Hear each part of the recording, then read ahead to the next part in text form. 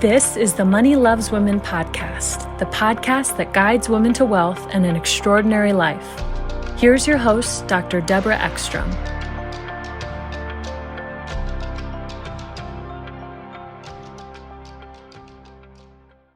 This is Dr. Deborah Ekstrom for the Money Loves Women podcast. I'd like to welcome Stephen Chou, and he is a Wall Street Journal best-selling book author, family first entrepreneur.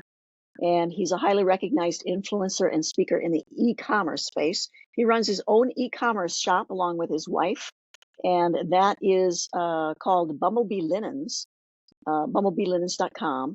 And they also put out an annual e-commerce conference for those of you who either are in e-commerce or want to get into e-commerce, called the Seller Summit. He has a bachelor's and master's degree in electrical engineering from Stanford University. And if you go to Stanford, you can do anything afterwards, especially as an engineer. Sell linens. And sell linens. Engineers fix things, right? So the selling of the linens is the minor part and the e-commerce is the big part. Lots of other great things about Steve. He also has a blog, mywifequitherjob.com. So that's pretty cool. And he has his own podcast and it's pretty highly rated on Apple Podcasts. So Steve, welcome to the program. I'm happy to be here. Yes, nice to see you. And please give us some context and background around your growing up years and what influenced you, how you ended up doing, at Stanford, and then subsequently your pathway to this. I mean, to be honest with you, all of my entrepreneurship success has all been kind of by accident. I was brought up and taught that if I just went to school, got a good job, that everything would be set. And so I actually knew from a young age I wanted to be an electrical engineer. Studied hard, got into Stanford, got a job. Everything was all peachy. I met my wife, and things really just changed when she became pregnant with our first child, and she wanted to stay at home. And because we live in the Silicon Valley, it's really expensive to live here. Education was important to us. And in order to get a good house and a good school district, you pretty much need two incomes. And when she told me she wanted to quit, which incidentally is what my blog is called, My Wife Quit Her Job, I panicked. I was fully on board because I didn't get to see my parents as much as I would have liked. And so we just brainstormed different things that we could do. And we ultimately settled on selling handkerchiefs online. And the quick 60-second backstory behind that was when we first got married, my wife she's a crier. She cries when she's happy, she cries when she's sad.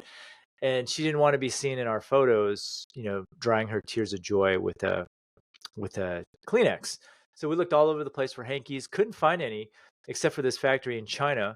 So we bought a whole bunch, used just a couple of them, maybe 6 or so, and then sold the rest on eBay, and they ended up selling like hotcakes. And so when she told me she was going to quit, we just kind of got back in touch with that manufacturer, and the rest is history. That's a pretty great story. I need them, so maybe other people need them. Yep, we're all criers, turns out. Yeah. So what did your parents do? You said you didn't see them as much as you would have liked to. Yeah. So I'm very proud of my parents. So my mom discovered a cure for a rare disease called glycogen storage disease. Her cure is actually undergoing clinical trials right now. It's her life's work. My dad was an electrical engineer, hence, I kind of wanted to follow in his footsteps. He was a real community guy. He started the Chinese school in our area, the Chinese Community Center. And so, yeah, I was proud of both of them. Yeah, awesome. Do you have siblings? I do. I have a brother. He's actually a judge. He's a judge. Yeah. Your parents must both be very, very proud of you. And I'm so proud of your mom. Wow. Glycogen storage disease, being in medicine, That's pretty impressive. She's amazing. Yeah. She's amazing. Yeah, that's really cool. So e-commerce. When did you start your e-commerce store? When did your wife quit her job? Yeah, so that was back in 2007.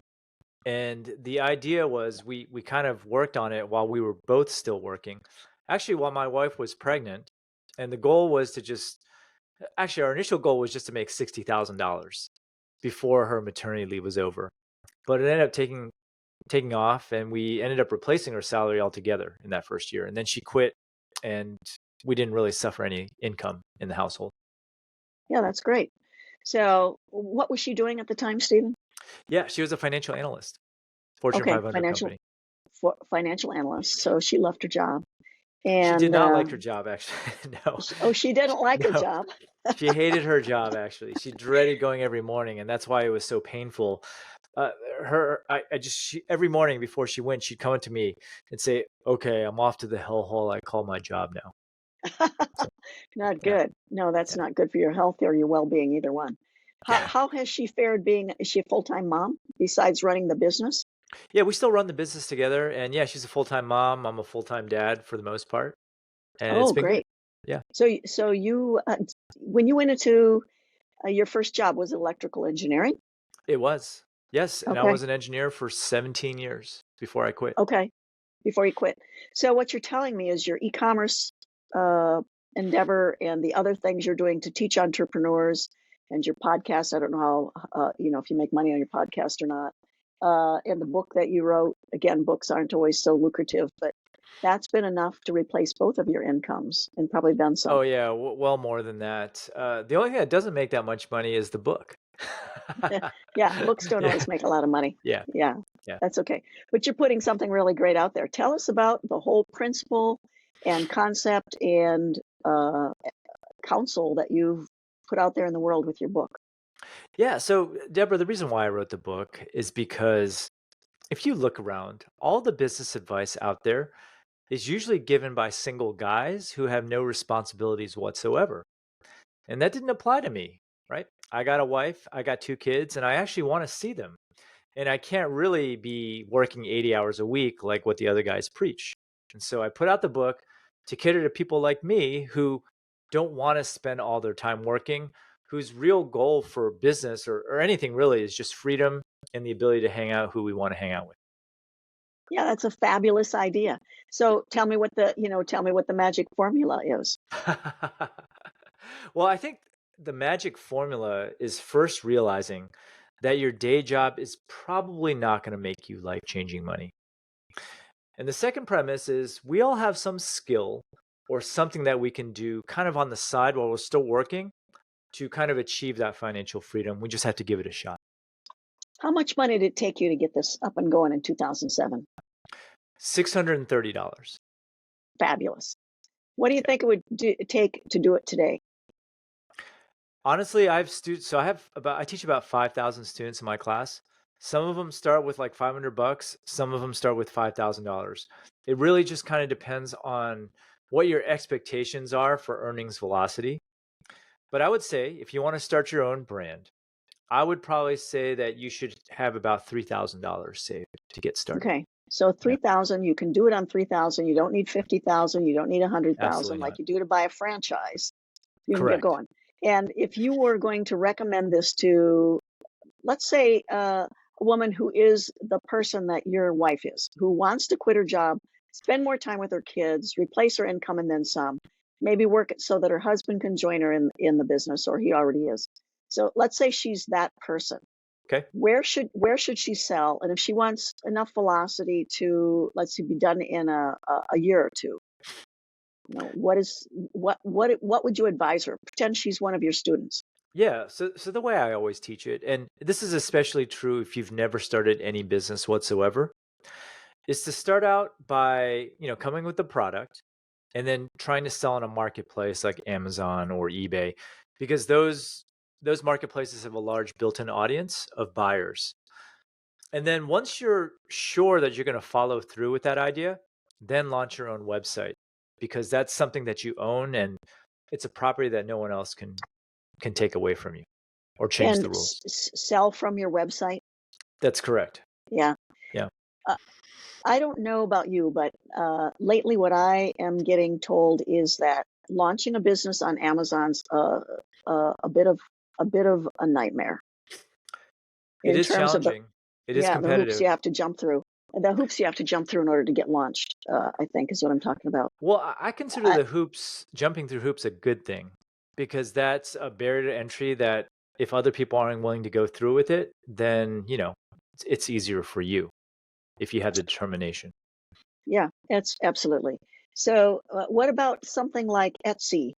You Etsy talked is about good eBay. too. Yeah. So Yeah, here's the key. Shopify. The reason why I tell people to start that way is psychologically, you need to get that first sale to get you excited. at least in the case of my Mm. students. If you Mm-hmm. just start out with your own website, there's a whole bunch of things you need to learn. You need to learn how to put together a really high converting website. You need to learn how to drive traffic and a whole bunch of other things. And if you're not getting your first sale within like, a month or so, you might get discouraged. You go on a marketplace like Etsy, eBay, or Amazon, you'll probably get your first sale right away. It'll get you excited to follow through. I think that's a really great point. So it's a psychological thing more than anything else. I think so, especially if Yeah. this is your first time. If this is not your first time, Yeah. it doesn't matter. Yeah. First time at business or first time at e-commerce? Either actually. I think just business in general. Like if you're not Yeah. used to just a transaction and making money that way. Yeah. Yeah. It's good to know what it takes to run a business. How many people do you have helping you run your business? There's yourself, your wife. Do you have contractors? Do you have employees? Do you have your kids Yeah. involved? So just to be clear, so we won't get things mixed up. So I run two businesses. One is the e-commerce side with my wife, and the other side is the content arm, which is my wife quit her job. So if you're Mhm. asking about e-commerce, we have our own warehouse, and we have 3 employees plus one in the Philippines. And the 3 employees that we have locally are just there. We have an embroiderist, and we have people just kind of packing and shipping orders. Okay. And they're working out of the warehouse or? That's correct. They're working out Yeah. of the Okay. warehouse. So what are you guys selling these days? I mean, you said linens, but what is Yeah.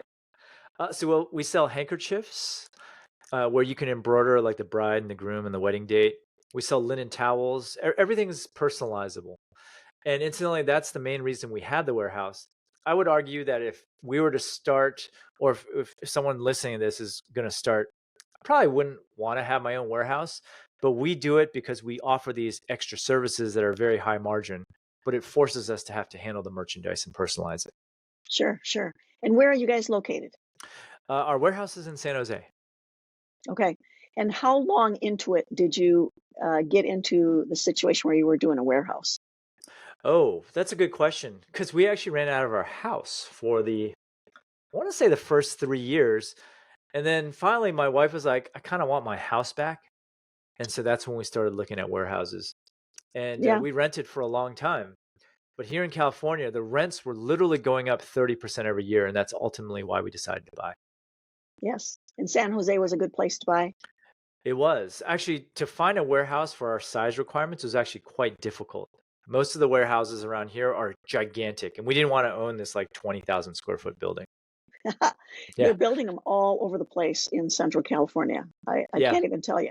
The farming fields and cow pastures are they're not even pastures. They're just places that give cows hay. But the dairy farms are disappearing around Ontario and places like that. I don't know if you've seen that. And the massive, massive multi-football field sized warehouses Wow. are all over the place. Yep. And they have names on the outsides of them that are really big companies sometimes, and you've never heard of them. So I believe you when you say finding a reasonable size warehouse isn't that easy. Yeah.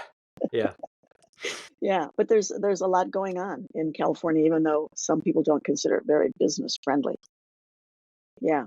Who do you talk to on my wife quit her job? Do you talk to other people whose wives quit their jobs, or do you talk about how you make business work so that you don't have to be away from your kids? What do you talk about on your podcast? So on the podcast, I basically interview people who I want to meet. It's kind of like my social outlet. And that was the only reason I actually started running the podcast. When my wife and I first started business, it was just very lonely because all of our friends around here, uh, doctors, lawyers, whatnot, they didn't really understand what we were trying to do. In fact, they often used to make fun of our business. They'd call it our little handkerchief business. And so it's important for me to find other people doing the same things. And I did that through the podcast. And then luckily enough, it started taking off and that became an income stream of its own. Yes, excellent. And do you talk about marketing? I mean, yeah, obviously Yes, you of guys course. share Yeah. a lot of information about e-commerce, right? Yeah. So I'm just a very curious person. So uh, we always talk about strategy, but we also talk about some of the mental aspects also. Depending on the person, it can go in either direction. So besides loneliness, what are the other challenges? To be straight up, most of it is just mental. Yeah. First off, believing that it can even be done. I mean, I remember when I told my mom that, my wife was going to quit her job. She was like, "What? To sell handkerchiefs? That's never going to work." And my friends were like that too. And part of it is just believing that if you stick with it, and you're consistent, then good things are going to happen. Sounds great. Tell me about the training that you do at your Sellers Summit. Tell me, Oh, at the or is Seller that to Summit. get, is that just to Yeah. get people together for mutual support? Yeah. So the Seller Summit is something that I never originally planned to do ever. Planning an event, I mean, I can barely plan stuff around here. I was just lucky that I found a business partner to help me with it that is really good at planning. My my subscribers had always been asking to meet each other, have an in-person event, and I thought it was a cool thing to just bring everyone together. And that's why the Seller Summit was born. It's more than an event. So we run a mastermind. I'm not sure if your audience is familiar with that term, but we basically break people apart based on how much they're making, and we lock ourselves in a room, usually about groups of 10, and we basically go around and help each other with the business. You know, everyone, we do it hot seat style. Everyone has a chance to ask something, and then we all help them out. And this is what I was Yes. really missing when I first got started. Yeah, I think that's a tremendous way to grow fast. Yeah. Yeah, to sit down and talk about the hardest thing you're facing, and get input. And sometimes the input's kind of, it's frank, which is good, Yes. right? But that's Which the is good. best type. You can't have Yes, it's the best type. yeah, got to have a thick And skin. and everybody else learns at the same time, right? Because these problems are common to most entrepreneurs. Yes. Yeah, they just happen to be specialized in e-commerce. Yeah. Right. All right. Well, I love the idea of bumblebee linens. I had no idea. Are you catering to the wedding crowd or other people? So over the years, we've actually had different customers. So I would say the wedding crowd is number one. We also have a lot of event and wedding planners who buy from us in bulk. And then we actually have this other crowd that that collects handkerchiefs and linens, and they tend to be like the Oh, older crowd, maybe women over the age of 45. Yeah. yes, I can totally get that. So you're not making sheets or pillowcases or high-end We stuff do like sell that? pillowcases. We don't do sheets, and we used to do tablecloths, but everyone just had a different size table. It ended up being Yeah, kind of messy. yeah, yeah. But a handkerchief is kind of uniform. Handkerchief is easy, and it's not a huge Yeah, market, but it's more than enough for a business to earn like seven figures. yeah, excellent. So how many kids do you have, Steve? I have two kids. Two kids. So your wife has been home. How has she liked that? Does the e-commerce business stretch her enough that I'm assuming she's a curious person like you, or maybe her calling is to be a mom. I'm not sure. Okay, so my wife and I are completely different. She could be happy reading books on the beach all day. Whereas for me, I can't even lie by the pool for more than a couple hours without getting bored. So I need to be constantly stimulated. I think being a mom is great for her, and then running the business keeps her sharp. And I don't want to delude your audience. I mean, we worked really hard in the beginning. What was really nice about having the business early on was that it allowed us to time shift the work. So when our kids were young, we could hang out with them, until they went to bed at like 8, and then we'd work on the business after that. So let me ask you this. It sounds like you do masterminding at your summit. Yes, Do you have courses too for I do. e-commerce? Yeah, I run Okay, two classes. One teaches e-commerce, and the other one teaches blogging, YouTube, and podcasting, which is kind of like the other business over at mywifequitherjob.com. excellent, excellent. Yeah. Well, you know what? You don't sound like you ever get bored. I basically work on one new thing every single year, and I just Yeah, focus on that one thing. Like one year it was TikTok, one year it was YouTube, one year it was Facebook Messenger. There's always stuff, to learn. Things and AI for this year also for me. AI for me this year too. Yeah. AI and advanced investing. Those are my two big things this year. But I am so fascinated and so delighted with AI. It's It I is just crazy. Yeah. yeah, I mean that's my background. Not AI. I was a microprocessor designer, and at a high level I understood the principles. I'd just never seen them in action. And it's yeah, crazy. Yeah. yeah, yeah. I'm taking a course right now, and it is golden. I love it. The efficiencies that it creates because I'm one of those, maybe you're the same. I'm a lion in personality types. I don't know if you know the different types, but Mm-mm. lions are get it done. Horses are make everybody get along. Owls are get it right. And monkeys are uh, uh, get acknowledged.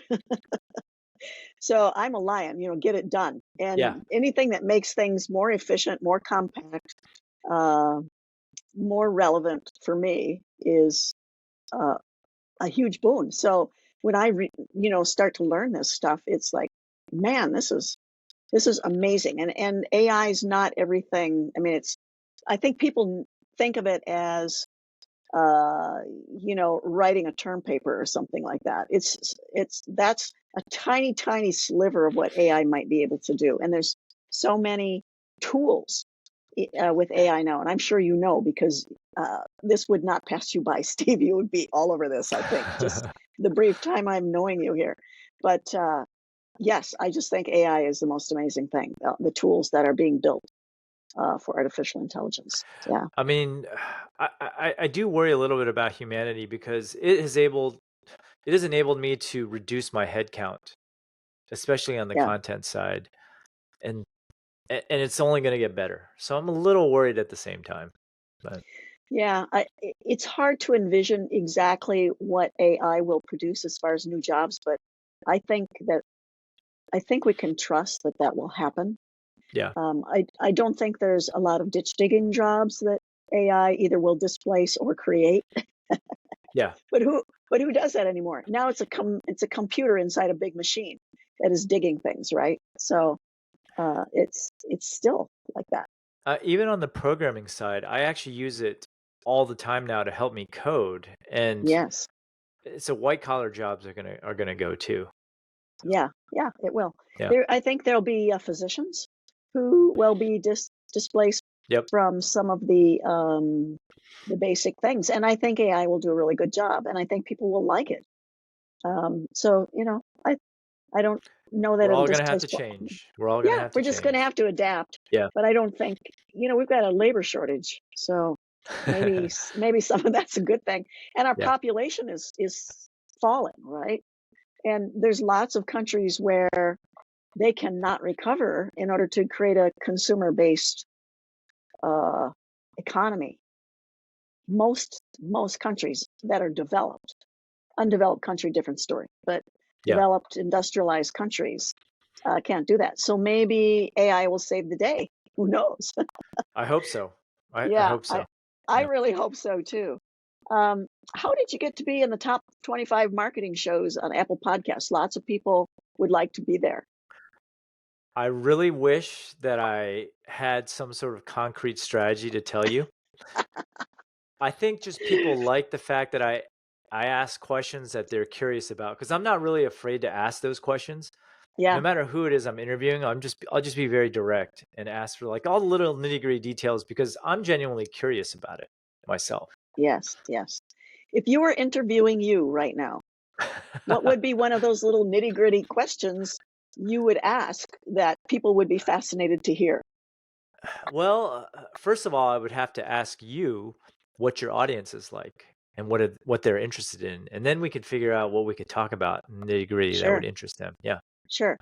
So my audience is generally women who already have achieved some success, Okay. uh, who are very driven to improve their situations, but may not know exactly how, and have kind of pretty much gone through the basics of wealth building, maybe don't have them fine tuned or know that there's a particular stepwise process, and now are getting into the place where they either want side businesses, want to expand their capabilities, and create more cash flow for investing and eventually for lifestyle improvement.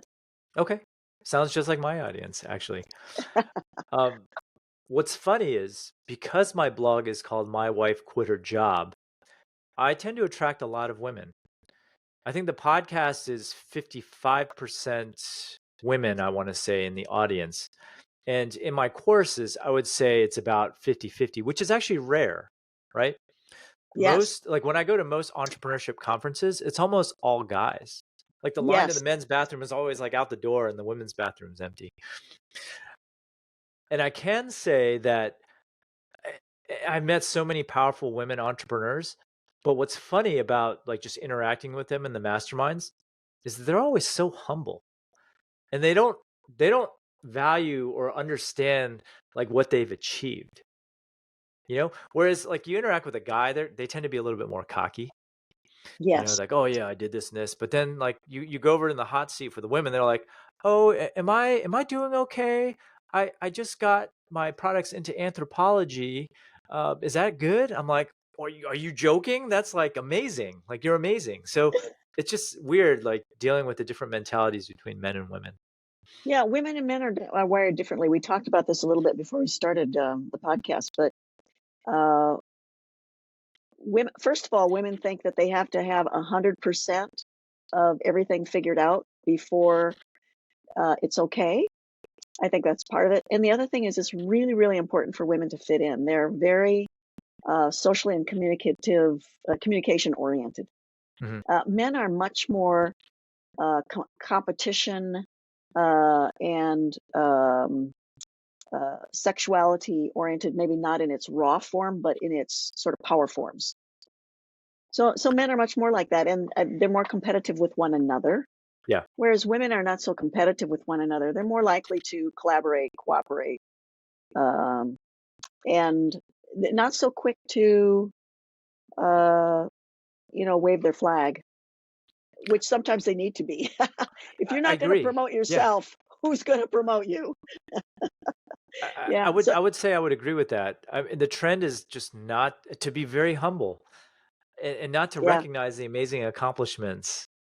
yeah, Has been a trend that I've been seeing, or like when I counsel people when they're just first starting out, they'll dismiss an idea, but then I like probe deeper and I realize that they're like an expert in that topic, and they should totally be putting content out. It's a different dynamic. Whereas with a guy, they're usually boasting about what they're good at, but then I dig deeper and I realize that they don't really know what they're talking about. Yeah, it's just funny, oh, that dynamic. that's very interesting. Yeah. It must be really fun to have you be your be the coach. That must be really fun. Well, mainly because I always get my hands dirty because that's what I do, right? Like I'll do the coding, I'll do the grunt work, the nitty gritty. So I know at a low level how things work. So it tends to be hard to BS me outright. And so if you've done something for real, you know all these little nitty gritty details that you've encountered, right? So just by Sure. asking a couple of questions, you can usually tell. Yeah. Yeah, I think once again it's that whole thing where women don't want to step up, and take on the accolades until they feel like they know 100% of everything about it. Yeah. Just Yeah. and nobody knows 100% about everything, but maybe Nobody 99%, right? does. And So if you wait, then you're never going to start, if right? that's exactly right. So, do you see a lot of people coming to your entrepreneurs conferences that want to get started but are just stuck and they can't get going? Most of the people at my event these days, since we kind of screen for revenue, for those Yeah. masterminds, because we want people in the same area or same Hmm. stage of Hmm. entrepreneurship. So we run two main types of groups. One if you make over $1 million, and the other one if you're making over 250. And so I think the last year's event, like the average revenue per attendee was almost 4 million.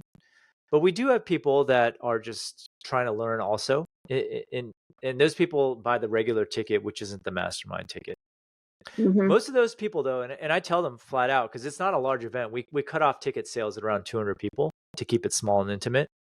Sure. I always say, hey, don't bother coming unless you kind of have an idea of what you want to do, because otherwise you're not gonna get as much out of the material.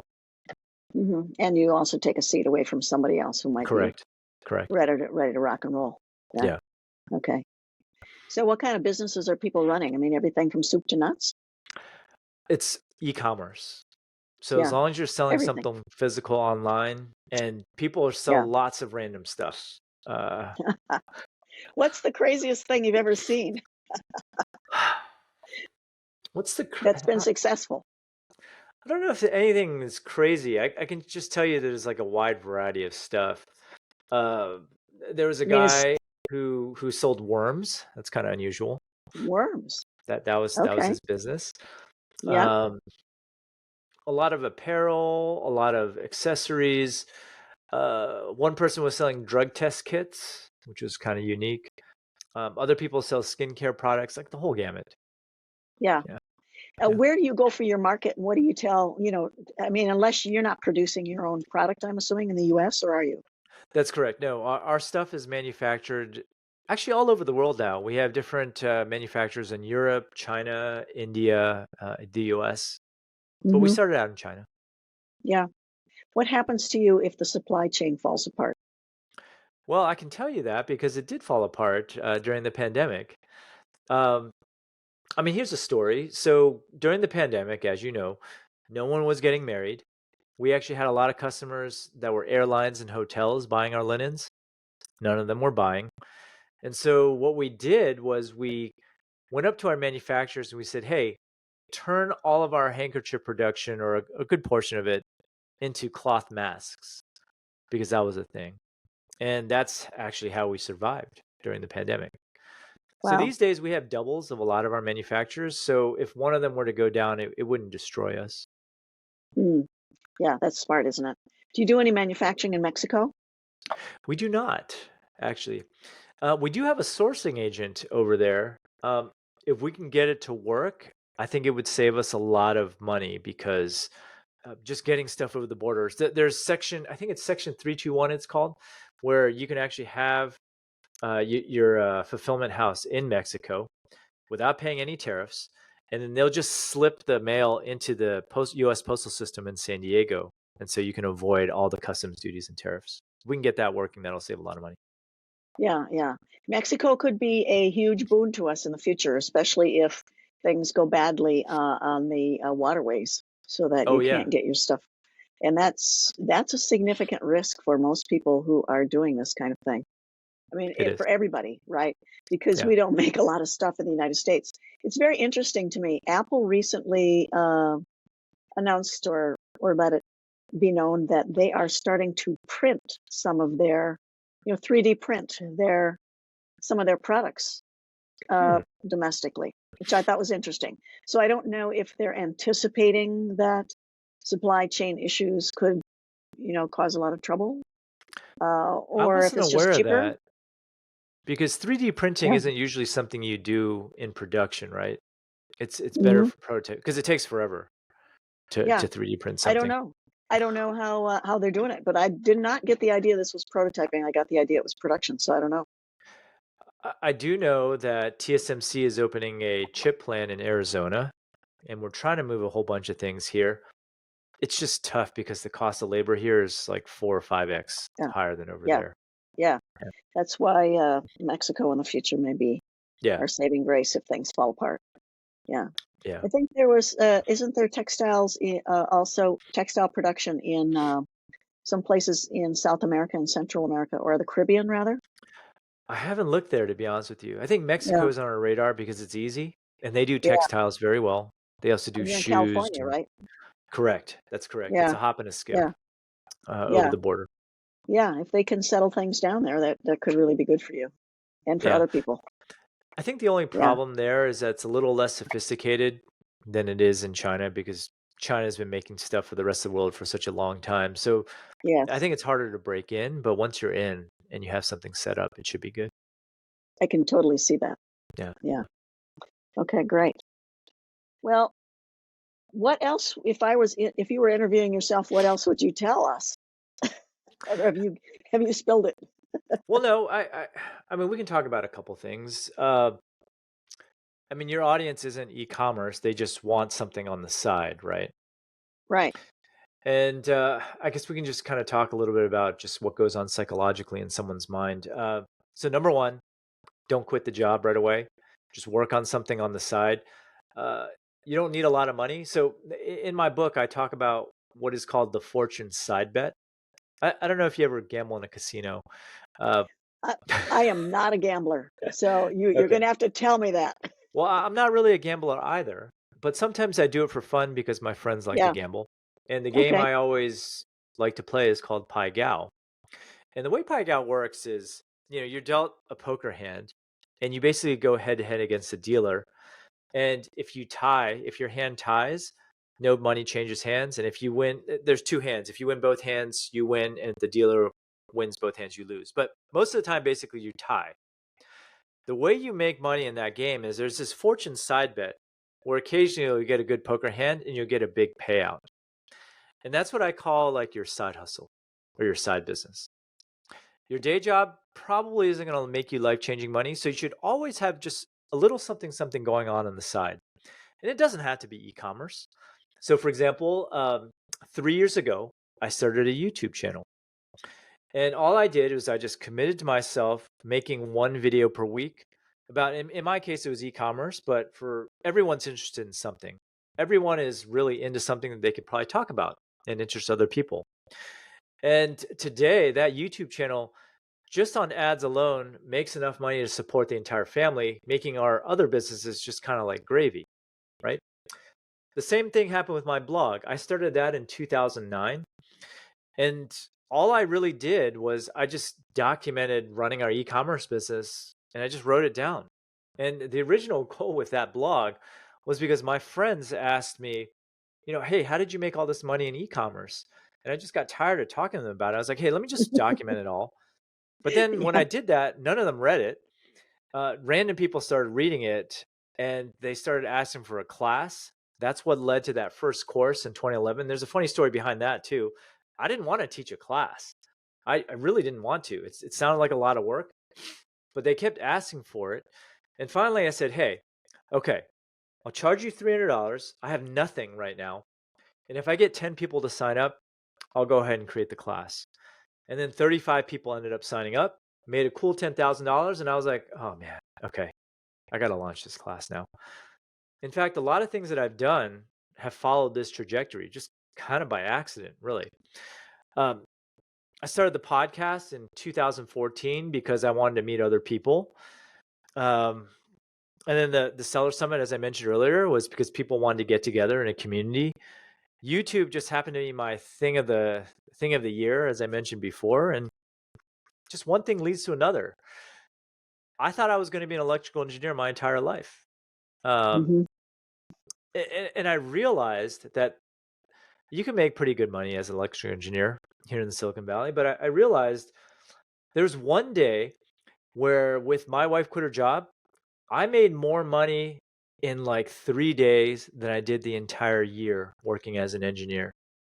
And that's when I realized that I wasn't getting paid enough, or just by working the day job, I was limiting myself. Yeah.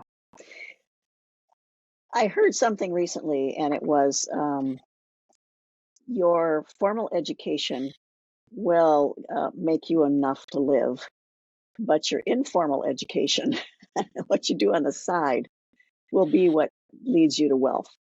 And I just think that's so true. And not just any old thing, right? It has to be something that's really of great value. But there's tremendous education out there, and you're part of that system, providing additional education. And then if you get to the point where your side hustle or your whatever your passion project is, and one thing leads to another, like it has for you, Steve. So if that grows and grows and grows, then you get to choose. And I think that's what you talked about earlier, is that you had the financial freedom to choose. Do you want to go and be an electrical engineer? Is that really fun for you? Or do you really prefer not to do that, as your wife has chosen? She'd rather be a mom and a homemaker and, have time to read and not have to be around people all the time, because not everybody's a people person. So, Uh, I really like that. And I think somebody else said your first stream of income makes you a living. Your second stream of income uh, uh, changes your attitude, and your third stream of income changes your life. I'd say that's pretty accurate. Here's Yeah. the thing. I loved my job. I'd probably still be working there today, honestly. What ended up happening, that was kind of a funny story also. I at that point, there's one point where I was making like 8 or 10x what I make in my day job for my businesses. So I was like, hey, I really like working here. Can I go down to 4 days? Then I went down to 3 days. Then I went down to 2 days. Then I went down to 1 day. And I was enjoying that. I was loving it because, I got to see all my coworkers who were really brilliant. Like everyone all my coworkers were either from Princeton, MIT, Stanford. They were geniuses. And then my big boss left. And then a new guy came in, pulled me into the office and said, "Hey, Steve, what exactly do you do here just once a week?" And I was like, "Hey, I just have to be straight up with you. I don't do anything.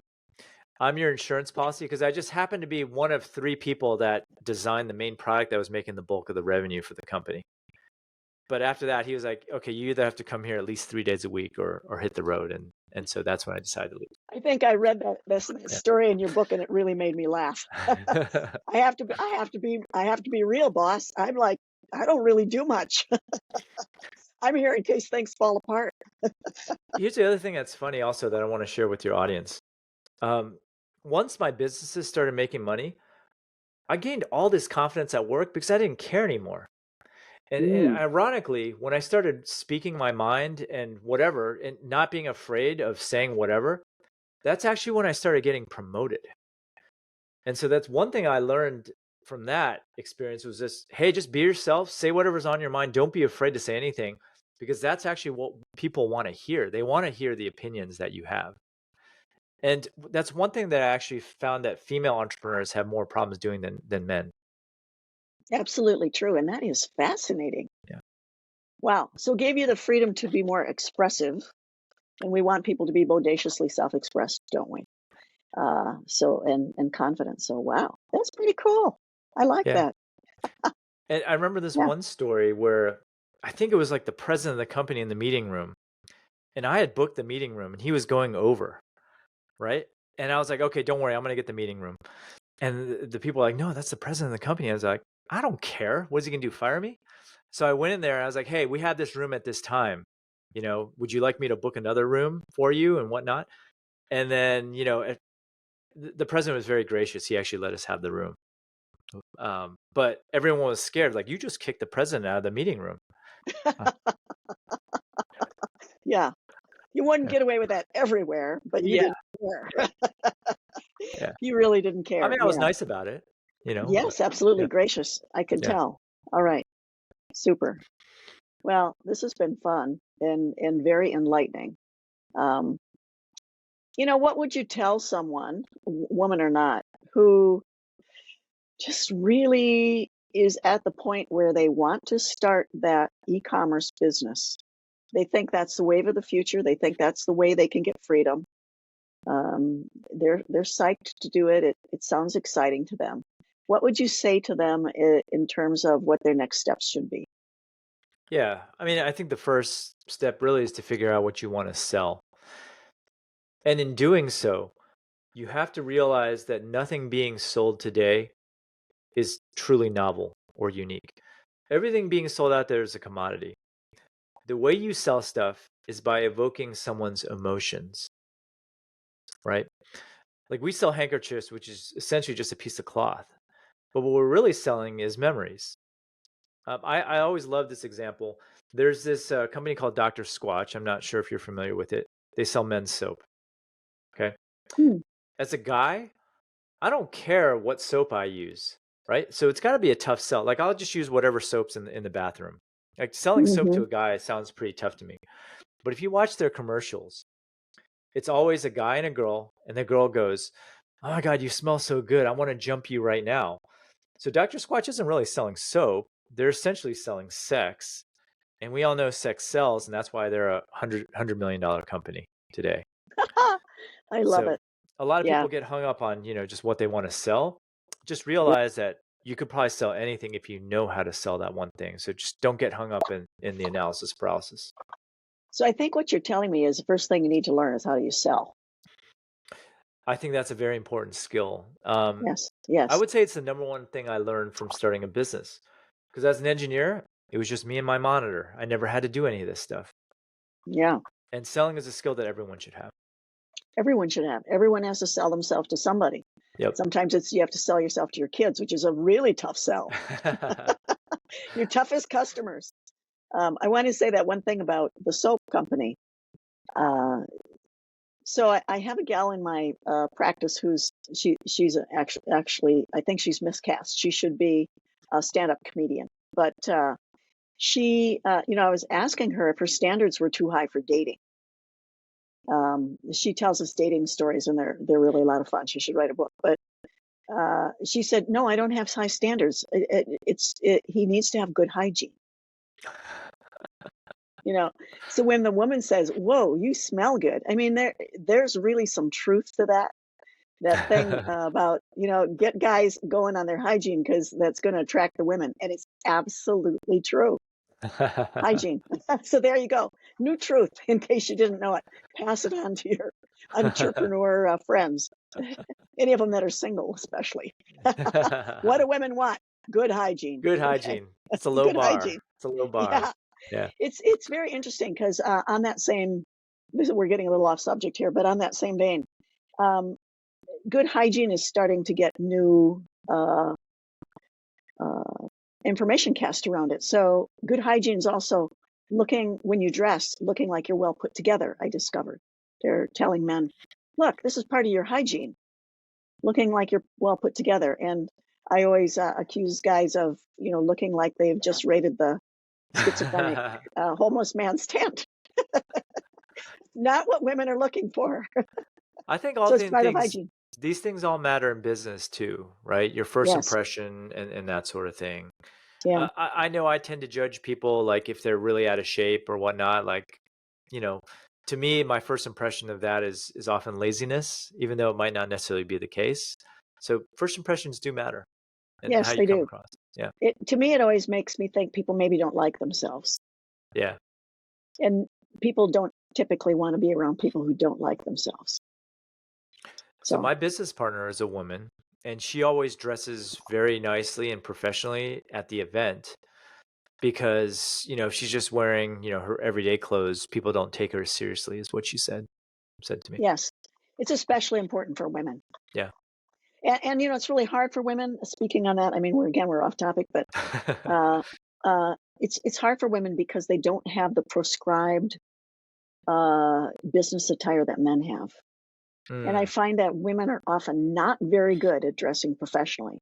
I see them sometimes in group meetings and things like that, and I go, what are you thinking? You want to have a successful business and you're in your sweats and your slippers. How you're going to influence people in this group that you're in, and you look like a slob. To me, it doesn't. I mean, you never know where your next business partner, next business venture, co-venture, or next customer might come from, and you're presenting yourself that way. So, I don't think that's smart. Yeah. But women don't know, suit, tie, or sport coat, or there's a little leeway there for men. But yeah. Anyway. So great information. Learn to sell if you want to start an e-commerce business. The other thing I love that you told us was you don't need gobs of money to do it. Correct. Yeah. Absolutely not. And I've interviewed people who said they had gobs of money and their business failed, and they used just a little bit of money and they did really great. So you're also not taking a lot of risk when you do it that way. So I'm going to pass your book on because I have someone right now in mind who would like to do this, who would like to start an e-commerce business. And she's very concerned that she does not have enough money to do it. So clearly she does. Arguably, I think having too much money actually hurts you. Yeah. Because then you just start spending and wasting money left and right and hiring out stuff that you should be learning yourself. That's Very a common good. thing that I see. So, yeah. Great. Where's your best learning resources, Steve, if you're starting something like this? Yeah, the best resource would just be go over to mywifequitherjob.com. I offer a free 6-day mini course that'll explain all the basics. Fabulous. Yeah. Fabulous. Go to Steve Chou's course, mywifequitherjob.com, and go get that course. If you're ready to start a side hustle, or you want to sell things online, or want to get out of your corporate job or your financial analysis job, spend more time with your kids. It's not going to happen overnight. I think people are impatient, but it's not going to happen overnight, and just stick with it. Right? I would give it at least a year. Okay. Yeah. At least a year. At least a year. And do some learning and start with selling, and learn how to do most things before you hire people, so you know whether they're doing a good job or not.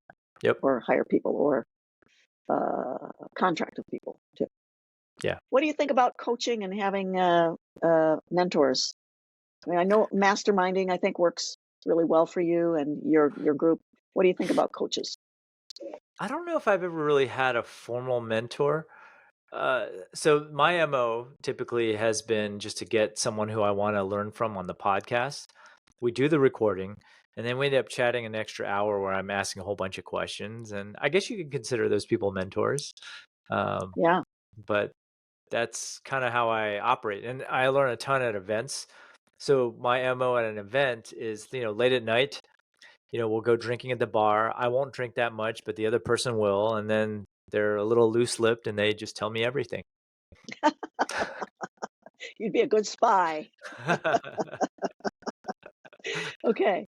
Well, thanks so much. You've given us a lot of information today, Steve. I hope we've inspired somebody or a lot of people maybe to follow in your footsteps with your my wife quit her job scenario. And that's really a wonderful story. And congratulations to you and your wife. Thank you so Because much. you must have a very rich life with your family nowadays.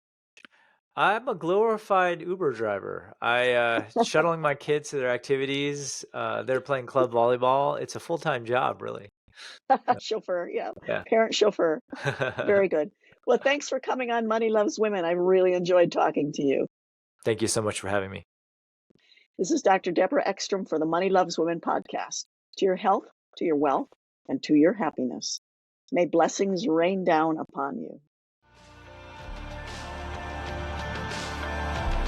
Thank you for listening to this episode of the Money Loves Women podcast.